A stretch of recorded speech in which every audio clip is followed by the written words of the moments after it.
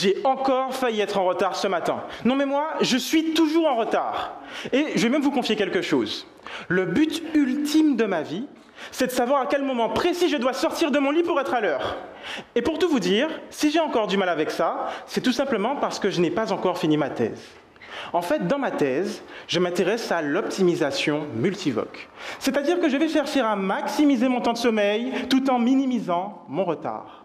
Et vous serez d'accord avec moi si je dis qu'il s'agit d'un problème d'optimisation sous contrainte.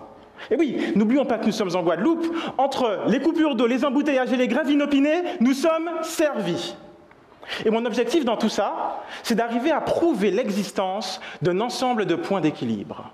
L'existence d'un optimum. Et pour ce faire, je ne lésine pas sur les moyens. Je vais même jusqu'à utiliser l'artillerie lourde du mathématicien.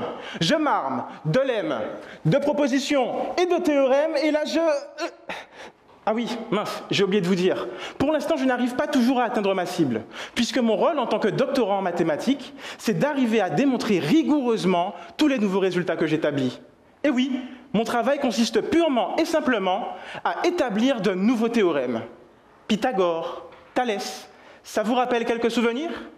Eh bien oui, tout comme eux, moi aussi j'ai des théorèmes à mon nom. Pour vous donner un exemple, il y a moins d'une semaine, j'ai créé un théorème qui permet de mieux comprendre comment se diffuse un fluide dans un corps. Et vous savez ce qui est marrant? Retenez-le bien, c'est que ce type de problème se traduit à l'aide d'équations différentielles dites à retard. En fait, l'objectif final de ma thèse, c'est d'arriver à améliorer les concepts existants, à proposer de nouveaux concepts et à montrer leur performance au travers d'applications concrètes. Finalement, dans ma thèse, j'explore et j'enrichis le langage universel que sont les mathématiques. Mais oui, que l'on soit en Amérique, en Afrique, en Asie ou en Europe, 2 plus 2 égale à 4, et ça sans Google Traduction. Et puis, qui ici ne s'est jamais pris pour Einstein après avoir résolu une équation au lycée? Vous savez, soyons honnêtes, les mathématiques sont la seule matière que l'on nous apprend à l'école et qui nous fait passer par tous les types d'émotions. La joie, la tristesse, la colère, le dégoût.